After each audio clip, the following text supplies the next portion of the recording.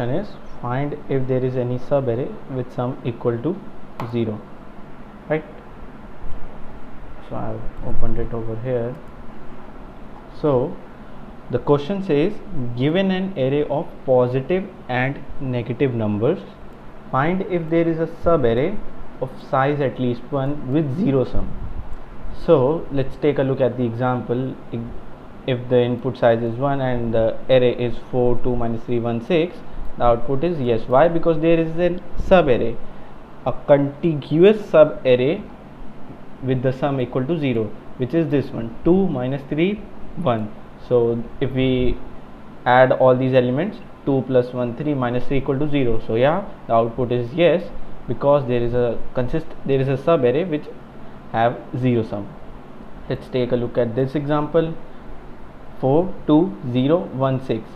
So yeah, the output is yes. Why? Because there is a subarray which is this one. Yeah, so this is a single element is also a subarray, and the sum of this element is 0. So the output is 0. So yeah, so let's have a look at how we'll solve this problem. So let's consider example 4, 2, minus 3, 1, 6. 4, 2, minus 3, 1 and 6, right? So talking about naive approach, naive solution, brute force solution, what we'll do is we'll start with the first element and iterate through the rest of the elements by counting if the sum is becoming 0 by adding all these elements. So what we'll do first 4 plus 2, then 4 plus 2 minus 3, then 4 plus 2 minus 3 plus 1, and all these elements.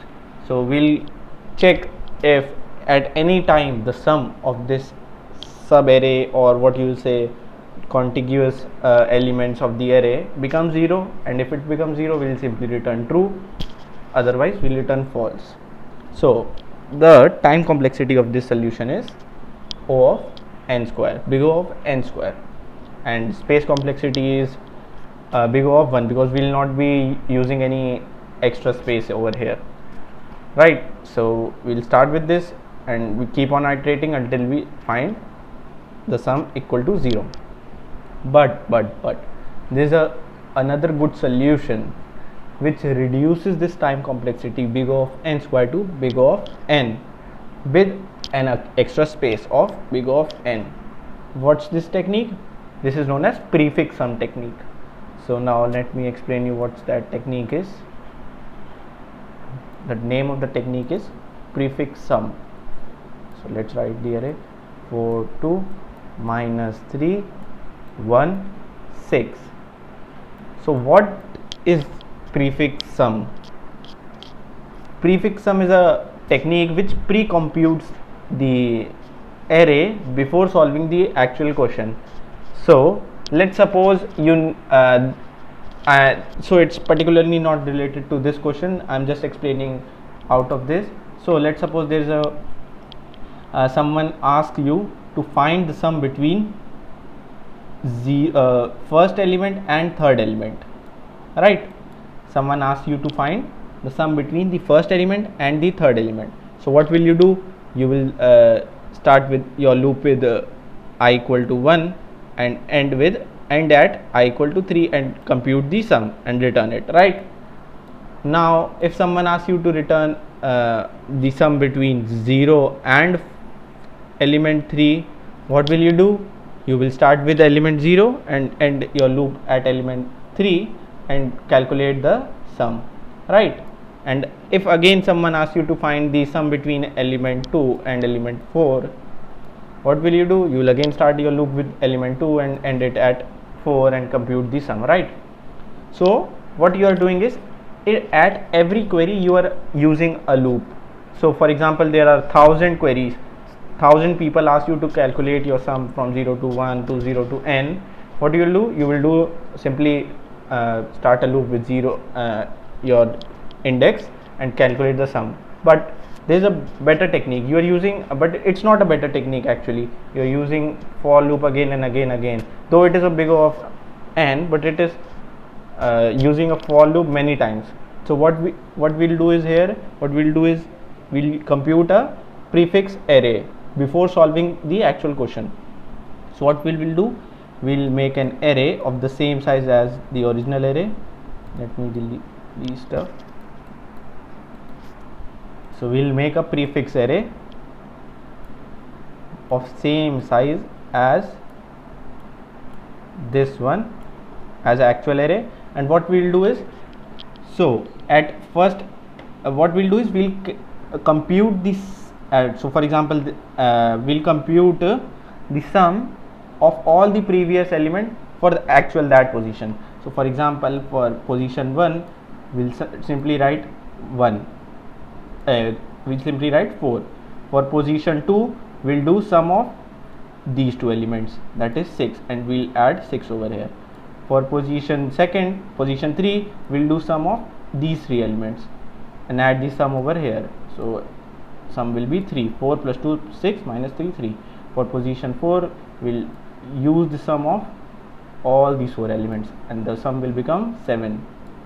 4 plus 4 6, oh sorry, it will become 2 4 6 7 4. Yeah, okay. So and for the fifth position we'll add all these elements. 4 plus 2 6 plus 12 13 10, right? So now what's the use of this array, this prefix array, prefix sum array? This is known as prefix sum array, which we have pre-computed before solving the actual question, right? So now what we'll do is, if someone asks you find the sum between find the sum from 0 to 2, we'll simply return this value, and that can be written with in constant time, right? Or just simply return the index positions value. So if someone asks you return the sum of these sum of elements from from index number 2 to index number 4, what will you do? You will use this 10 as a sum, and what will you do? You need to find the element sum of these elements, right? Here the sum is given for all these elements, right? And you need to minus these. So what will you do is, you need ARR of 4 minus ARR of position of index of this element. So what is the index? ARR of 2, 0 1 2, right? So what will be the actual ARR of 4 is 10 minus ARR of 2, that is 3. So answer will come 7. Oh wait, I need to actually minus, oh, for example there's a let's consider this example again. I'm confused a little bit. To calculate this for position 2 to 4, that is this sum, we need to find and actually this is given as whole, oh, ARR of 1 actually, right? So ARR of 1 is actually 6, so answer will become 4. So this can be easily calculated with in the time complexity, that is big O of 1, constant time, right? So we'll use this concept to solve this question. How we'll solve this question? Let me explain. So let's consider this example again.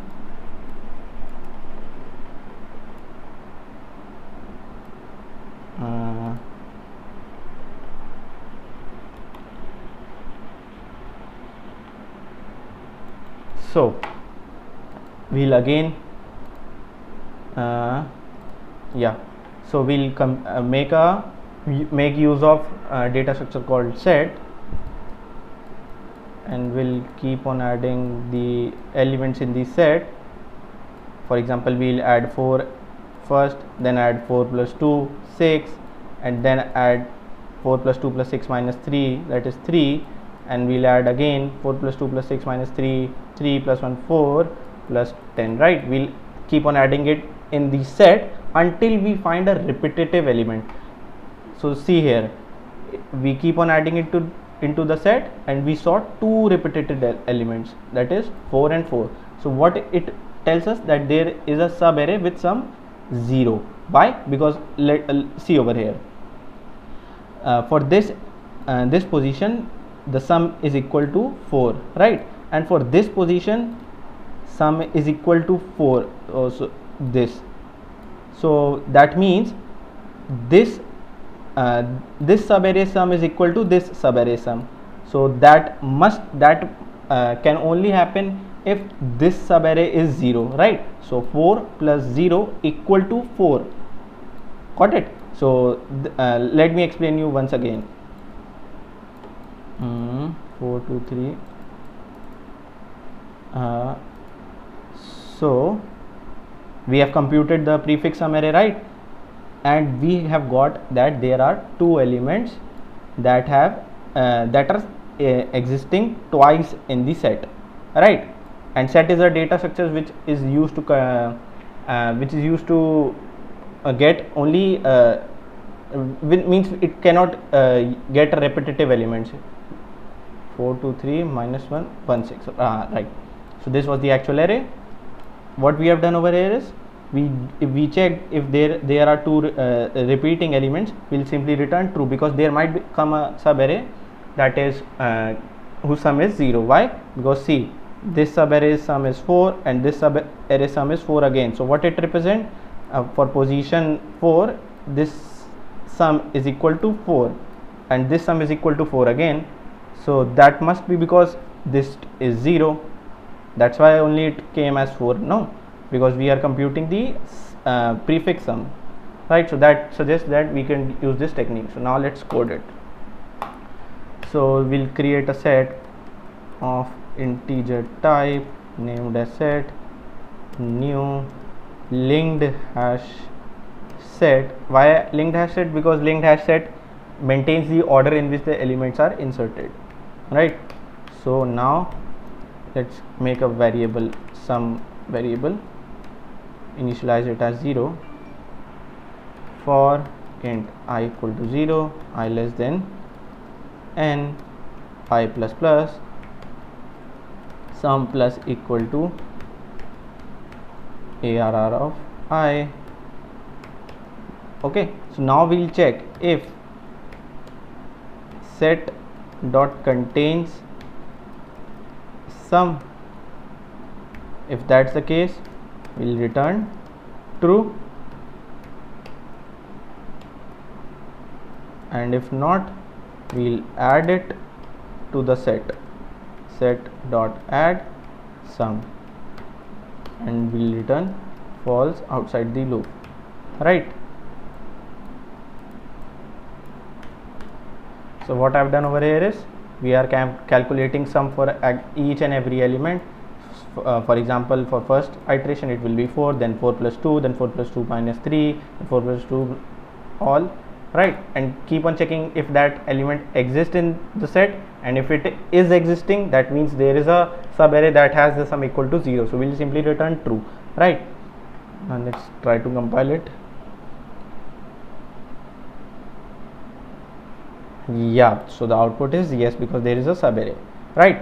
But we are missing one piece of little bit we are missing, right? So why? Because see, for example, this one, if there is a single element called which is 0, we can simply return true, right? Or if some becomes 0 at point of time, we'll return 0, right? So for example, if there is a array like this one, which is 1 minus 1 2 3, right? So first sum will be equal to 1, then 1 plus minus 1, right? 1 minus 1, which is 0. So, and in this case we'll get sum equal to 0. So we'll simply return true, that yeah, there is a sub array. We don't need to check for sub array for a set, because in that case it will return false, because there is no repeating element, right, in the prefix. So let's calculate 3 4 6, right? For the prefix array there is no repetitive element, No, I guess I have done it wrong. This is 2 and this is 5. In the prefix sum array there is no repeating elements, so it will give the error over here. So if the sum becomes 0 in between, we'll simply return. So we'll use or over here, sum equal to 0. At any point of time sum becomes 0, we'll simply return true. Alright, so now test for the custom test cases. Okay, let's test for this case. I think our output should be false for that case. Yeah, output is no. So 1 0 3 4 5, number of elements 5. Output should be yes, because there is an element which is 0.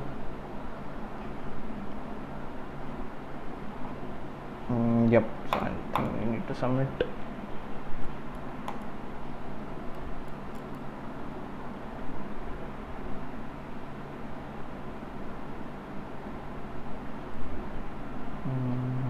Yeah, so that's all.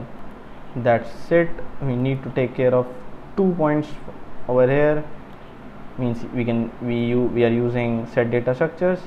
So the main thing to grab from this question is prefix sum technique, which is used to pre-compute the array before solving the actual problem, so that it reduces the time complexity, not actual time complexity but the constants, right? For example, if there is one loop which is starting from 1 to n, and if there are 1000 loops which are starting from 1 to n, though the big O of asymptotic analysis of both the approaches will be same, that is for one loop it will be big O of n, and for 1000 loops will be big O of n, but the difference comes over here is constant, right? So that is what prefix sum helps us to reduce the constant and reduce the not actual time complexity but the time for solving the question.